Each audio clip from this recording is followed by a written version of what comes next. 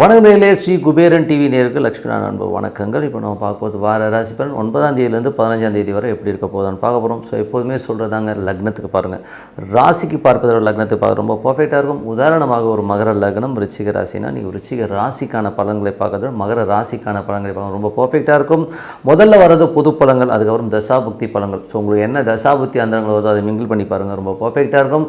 வீடியோவில் ஒரு சூப்பரான ஒரு டிப் ஆஃப் த வீக் இருக்குது, மறக்காமல் பாருங்கள். மகர ராசி. ஸோ மகர ராசிக்கு வந்து பார்த்தீங்கன்னா உங்களுக்கு ராசி அதிபதி சனி வந்து பார்த்திங்கன்னா உங்களுக்கு 3ல் இருக்காருங்க. ஸோ 3ல் இருக்கும்பொழுது நிறைய முயற்சிகள், சில நேரங்களில் சின்ன சின்ன இதில் ஸ்லோவாக போகிற மாதிரி இருந்தும் கண்டிப்பாக வெற்றி கிடைக்கிறதுக்கான சூப்பராக இருக்குங்க. ஸோ அதில் வந்து நல்ல விஷயம். பட் சின்ன சின்ன கலகங்கள் ஏற்படுறதுக்கான வாய்ப்புகளும் ரொம்ப கவனமாக இருக்கணும்.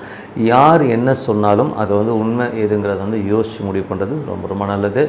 அதுக்கப்புறம் பார்க்கும்பொழுது உங்களுக்கு 3ஆம் அதிபதியான குரு 6ல் இருக்கும்போது வேலையில் நிறைய மாற்றங்கள், வேலையில் டிரான்ஸ்ஃபர் எல்லாம் வந்து கொஞ்சம் பிரயாணம் பண்ணுறமான வேலை கண்டிப்பாக இருக்குங்க. ஸோ கொஞ்சம் பிரயாணங்கள் அதிகமாக போகிறமான விஷயங்களை கண்டிப்பாக ஏற்படுத்தும். 4ஆம் அதிபதியான செவ்வாய். ஸோ 4ஆம் அதிபதியான செவ்வாய் வந்து 4-11ஆம் அதிபதி செவ்வாய் உங்களுக்கு எந்த மாதிரி விஷயங்களை ஏற்படுத்துவாரும்போது அவர் வந்து இப்போ 8ல் இருக்காருங்க. ஸோ கொஞ்சம் உடல்நலம் சம்மந்தமான விஷயங்கள் கொஞ்சம் கவனமாக இருக்கணும். தாயாரோட உடல்நலம் சம்மந்தமான விஷயம் ரொம்ப கேர்ஃபுல்லாக இருக்கணும். வீடு, வண்டி, வாகனங்கள் இந்த மாதிரி விஷயங்கள் கொஞ்சம் பிரச்சனை வருவதற்கான வாய்ப்பும் கொஞ்சம் கவனமாக இருக்குது, ரொம்ப ரொம்ப நல்லதுங்க. ஸோ அதனால் கொஞ்சம் கேர்ஃபுல்லாக இருக்கின்ற ஒரு காலகட்டங்கள் தான். கொஞ்சம் அந்த 4ஆம் அதிபதி என்பது சுகம் கொஞ்சம் வந்து நம்ம கொஞ்சம் ஒரு ஸ்ட்ரெஸ்ஸையோ டென்ஷனையோ கொடுக்கறதுக்கான ஆகணும், ரொம்ப கவனமாக இருந்தது ரொம்ப ரொம்ப அவசியம். அதுக்கப்புறம் போது உங்களுக்கு வந்து 5ஆம் அதிபதியான சுக்கிரன். ஸோ 5ஆம் அதிபதியான சுக்கிரன் வந்து 4ல் இருக்கும் பொழுது குழந்தைகளுக்காக கொஞ்சம் பிரயாணம் பண்ணுறது, குழந்தைகளுக்காக செலவு பண்ணுறமான விஷயங்கள் இருக்கும். ஸோ அது வந்து பார்த்துருந்துக்கணும்.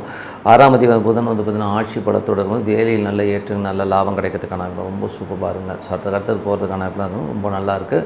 அதுக்கப்புறம் 7ஆம் அதிபதியான சந்திரன் வந்து பெரிய லாபங்களும் பெரிய வெற்றிகளையும் கொடுக்குறதுக்கான ரொம்ப நல்லா இருக்குது. திங்கள் செவ்வாய் சின்ன சின்ன மன உளைச்சலும் பெரிய வெற்றிகள் கண்டிப்பாக இருக்குங்க. அதுக்கப்புறம் பார்க்கும்போது உங்களுக்கு 8ல் செவ்வாய். ஸோ 8ல் செவ்வாய் வந்து பார்த்திங்கன்னா உங்களுக்கு 4 இருக்கும். நம்ம முதலே சொல்லணும், வண்டி வாகனம்லாம் கொஞ்சம் கேர்ஃபுல்லாக விட்டுங்க. 8ஆம் அதிபதி சூரியன் 5ல் இருக்கும்போது குழந்தைகள் விஷயங்கள் வந்து கொஞ்சம் மன உளைச்சலோ டென்ஷனோ இருக்கும். ஸோ கலைஞர்களுக்கு வந்து ஒரு சின்னதாக ஸ்ட்ரெஸ் வந்து போகிறதுக்கான ரொம்ப கவனமாக இருக்கணும்.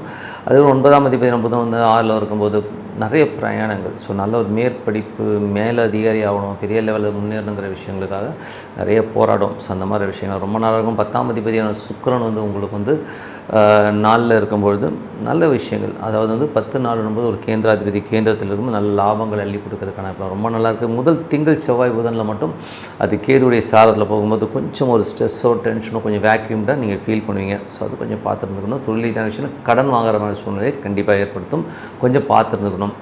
அதுக்கப்புறம் பார்க்கும்போது 11ஆம் அதிபதி வந்து உங்களுக்கு 8ல் இருக்கும்போது மூத்த சகோதர சம்மந்தமான விஷயம், நண்பர்கள் விஷயங்களும் ரொம்ப கேர்ஃபுல்லாக இருக்குது. ரொம்ப பெரிய லாபங்களுக்காக பெரிய ரிஸ்க் எடுக்க தான் வந்து கொஞ்சம் அவாய்ட் பண்ணிக்கிறது ரொம்ப ரொம்ப நல்லதுங்க.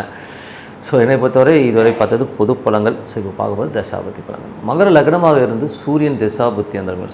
சூரியன் வந்து பார்த்திங்கன்னா இப்போ உங்களுக்கு வந்து 5ல் இருக்காருங்க. ஸோ 8ஆம் அதிபதி 5ல் இருக்கும்போது குழந்தைகள் எதிர்த்து பேசுறது, நம்ம மனம் நோகிற மாதிரி விஷயங்கள் நடக்கும், அதெல்லாம் கொஞ்சம் கவனமாக இருங்க. கலைஞர்களுக்கு வந்து கொஞ்சம் நம்ம நினச்ச மாதிரி ஒரு விஷயம் நடக்கலைங்கிற ஒரு ஸ்ட்ரெஸ் கண்டிப்பாக இருக்கும். மகர லக்னமாக இருந்து சந்திரன் தசாபுத்தி. சந்திரன் வந்து 11ல் இருக்கும். நல்ல லாபங்கள், நல்ல ஏற்றங்கள், நிறைய பிரயாணங்கள் மூலிமா நல்ல லாபம் வரதுக்கான இருக்குது. திங்கள் செவ்வாயில் நண்பர்களாலும் மூத்த சகோதரம் சின்னதாக ஒரு மன உளைச்சல் வந்து போகுங்க.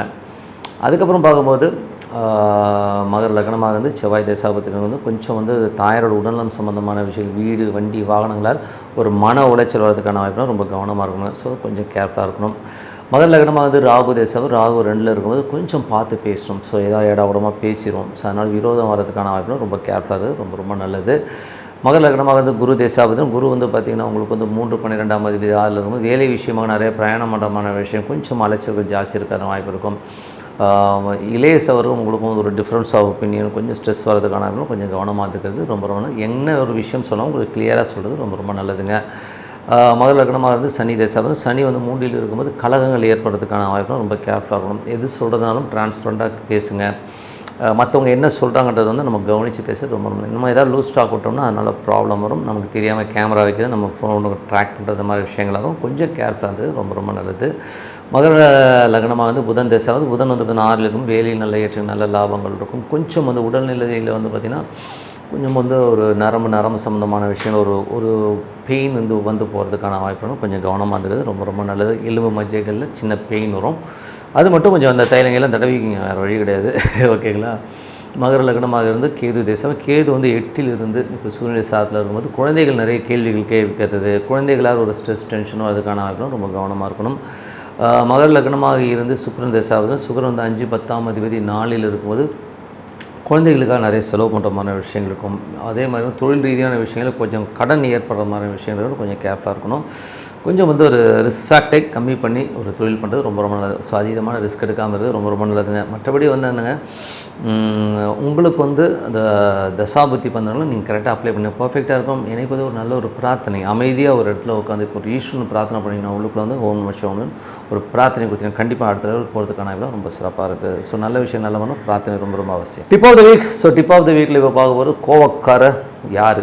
ஸோ யாருக்கெல்லாம் வந்து கோவக்கார எமோஷன் ஏகாமரமாக இருக்காங்கிறத பற்றி தான் பேச போகிறோம். ஸோ கோபங்கிறதுக்கான கிரகம் பார்க்கும்போது ராகு செவ்வாய் ராகு இருக்கிறவங்க பார்த்திங்கன்னா அந்த எமோஷன்ஸை அதிகமாக ஈடுபடுவாங்க. ஸோ உதாரணம் சொல்ல போனோம்னா மனிதர்கள் மட்டும் இல்லை, ஒரு உயிரினத்திலே கூட பார்த்திங்கன்னா ஒரு நாய் வந்து ஒரு வெறித்தனமான நாயாக இருக்குன்னு வைங்களேன், அது கண்டிப்பாக வந்து ஒரு ராகு சம்மந்தப்பட்டு அது எமோஷனாக இருக்கும். செவ்வாய் ராகு இருக்க அதிகமாக சேரும்போது அது வெறித்தனமான நாயாக மாறிடும். அது இருக்கிற இடமும் அதை வந்து பேஸாக உருவாகும். ஸோ உதாரணம் ஒரு மனிதருக்கு அந்த மாதிரி விஷயம் எப்படி வரும்னா, ஒருத்தர் வந்து லக்னத்திலேயே வந்து செவ்வாய் ராகு சம்மந்தப்படுறது, செவ்வாய் நட்சத்திரத்தில் ராகு இருக்கும்போது அவன் ரொம்ப எமோஷனாக இருப்பான், கத்துவான், திட்டுவான், ஒரு மாதிரி ஆக்ரோஷமான விஷயங்களை கண்டிப்பாக ஏற்படுத்துவாங்க. ஸோ அது ஒரு பெரிய ப்ராப்ளம். இதுலேயே வந்து பார்த்திங்கன்னா சில பேருக்கு வந்து லக்னத்துலேருந்து 3ஆம் இடத்துல வந்து செவ்வாய் ராகு இருக்கும். ஐயோ அவனெல்லாம் கண்ட்ரோலே பண்ண முடியாது, எடுத்தவங்க ஒருத்தன்ற லெவலில் போகிற ஒரு கேஸுங்க தான் வந்து செவ்வாய் ராகு. அது மட்டும் இல்லாமல் தூக்கி போட்டு உடைக்கிறது இந்த மாதிரி விஷயங்கள்லாம் செய்கிறது சனி செவ்வாய் வந்து உள்ளுக்குள்ளே வந்து ஒரு வாரியர் மாதிரி இருப்பானுங்க, டமால் டிமில் போட்டு உடைக்கிறது, கத்துறதுங்கிற மாதிரி விஷயங்கள்லாம் அதிகமாக இருக்கும். ஸோ இதெல்லாம் வந்து எமோஷ்னலான ஒரு ஆட்கள், ரொம்ப கோவப்படுறாங்க. ஸோ இதில் வந்து பார்த்திங்கன்னா 2ல் வந்து செவ்வாய் ராகு இருக்கிறவங்களாம் பார்த்திங்கன்னு வைங்களேன், வாயை திறந்து பேசினா ஐயோ நாராசமாக இருக்கா, என்னடா அசிங்கமாக பேசுகிறானுங்கிற மாதிரி காதை மூடிக்கிற மாதிரி விஷயங்களே கண்டிப்பாக இருக்கணும். அந்த மாதிரி கோபத்தில் அவங்களுக்கு என்ன வார்த்தை பேசுகிறோன்னே தெரியாது. அதே மாதிரி வந்து பார்த்திங்கன்னா 4ல் வந்து செவ்வாய் ராகு இருக்கும்போது தாயாருடைய விஷயங்கள் வந்து கொஞ்சம் நிலபுலங்கள் சம்மந்தமான விஷயம் ரொம்ப ஒஸ்ட்டாக நடந்துப்பாங்க. அம்மா கிட்ட வந்து அவங்க அம்மாவே வந்து பெரிய கேடியாக இருக்கும். ஸோ இதெல்லாம் வந்து இந்த கோபத்தில் வந்து வர விஷயங்கள் வந்து தாயாரும் சம்மந்தப்பட்டுருவாங்க. ஸோ அந்த மாதிரி விஷயங்கள் இருக்குது. அதுக்கு அடுத்தது வந்து பார்த்திங்கன்னா சனி செவ்வாய் வந்து ரொம்ப எமோஷனல் வாரியருங்க. அவங்க நிம்மதியாகவே இருக்க மாட்டாங்க, தானும் வருத்திக்கிட்டு மற்றவனையும் வருத்துறது தான் வந்து இவங்களோட பெரிய ப்ராப்ளமே. ஸோ அந்த மாதிரி ஆட்கள் ரொம்ப மோசம். அது வந்து பார்த்திங்கன்னா 12லலாம் வந்து இந்த சனி செவ்வாய் ராகு இருந்தால் நைட்லாம் தூங்க மாட்டான். நான் அவனுக்கு கத்தாம விட மாட்டேன், திட்டிட்டு தான் படுப்பேன்னு சொல்லிட்டு அப்படியே பத்தான்னு ஒரு எமோஷனாகவே இருப்பாங்க. இவங்களாம் திருத்த முடியுமானா ஒரே வழி என்னென்னா வழிபாடுன்னும் போது ஏதாச்சும் வந்து ஒரு கொஞ்சம் உக்கிரமான தெய்வங்கள் கொஞ்சம் எமோஷனான, அது போக காளி சூளி இந்த மாதிரி உக்கிரமான தெய்வங்களை வழிபாடு பண்ணுறது. அதுவும் வந்து பார்த்திங்கன்னா அப்படி வழிபாடு பண்ணி அந்த அபிஷேகங்கள் பண்ணும்போது கொஞ்சம் அந்த உக்கிரங்கள் தண்ணீரத்துக்கான வாய்ப்பு நிறைய இருக்குது. எனக்கு தெரிஞ்சு ஒரு பையன் இருக்கான், அவன்லாம் வந்து பார்த்திங்கன்னா செவ்வாய் ராகு. ஸோ அவன்லாம் வந்து அப்படியே பேசவே முடியாது, அப்படியே தெரியும், அப்படியே வெடிக்கிற மாதிரி பேசுவான். அப்படியே அவ்வளோ மோசமான ஒரு பேச்சு. 2ல் செவ்வாய் ராகு இருக்கிற ஒருத்தனை தெரியும், அவன் பச்சையாக பேசுவான். அவ்வளோ கேவலமாக பேசி எமோஷனாக இருக்கிற ஆட்கள் கண்டிப்பாக செவ்வாய் ராகு இருக்கும், சனி செவ்வாய் இருக்கும். சரி, இல்லை பிடிவாதக்கார யாரான்னு பார்த்தீங்கன்னா வக்ர கிரகங்கள். ஒரு சில ஜாதகங்கள்லாம் 3 கிரகம் 4 கிரகம்லாம் வக்கரமாக இருக்கும். அவனை மாதிரி ஒரு ஏடா கூட பார்க்கவே நாய்வால் நிமித்தவே முடியாது. ஸோ அந்த அளவுக்கு ஒரு தமாசான ஆட்கள்.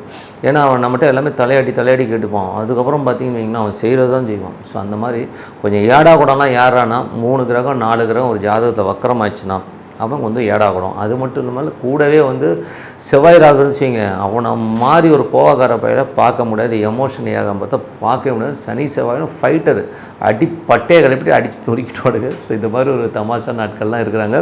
கொஞ்சம் கவனமாக இருக்கும். ஏன்னா வந்து இதெல்லாம் வந்து ஒரு விஷயங்களில் வந்து இதில் என்னென்னா சனி ராகு வந்து வேறு மாதிரி ஒரு அதுக்கு வந்து பரிகாரம்னு பார்க்கும்போது கருப்பண்ணசாமி இந்த மாதிரி விஷயங்கள் இது பண்ணும்போது அந்த எமோஷனை கம்மி பண்ணும். செவ்வாய் ராகுன்ற போது நீங்கள் வந்து அந்த உக்கிரமான தெய்வங்கள், மனித முகம் இல்லாத உக்கிரமான தெய்வங்களை வழிபடும்போது கொஞ்சம் அந்த எமோஷன்ஸை கண்டிப்பாக இது பண்ணும். அதனால் வந்து இது வழிபாடு பண்ணுங்கள். அந்த எமோஷனாக இருக்கிறதுக்கு வந்து ஒரே இது தியானம், மெடிடேஷன் இதில் போகும்போது கொஞ்சம் வந்து அது கிளியர் ஆகும். அது பண்ணி பாருங்கள். அதே மாதிரி ராகு சந்திரன் ராகுலாம் வந்து பார்த்திங்கன்னா கொஞ்சம் சேடிஸ்ட்டாக இருப்பாங்க.